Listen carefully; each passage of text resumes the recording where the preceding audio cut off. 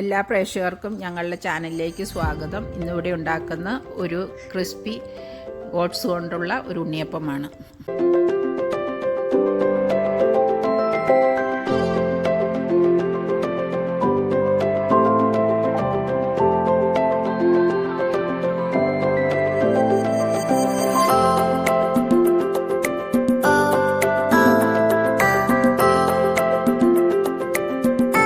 ഇതടിക്കുമ്പോൾ പ്രത്യേകമായിട്ട് ശ്രദ്ധിക്കണം.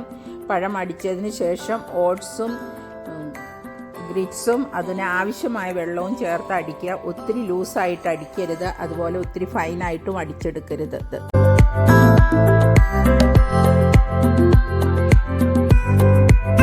ഇത് 2 മണിക്കൂർ ഇരുന്നതിന് ശേഷം നമ്മൾ വറക്കുമ്പോൾ കോക്കനട്ട് ഓയിൽ അല്ലെങ്കിൽ വെജിറ്റബിൾ ഓയിലും ഉപയോഗിക്കാവുന്നതാണ്.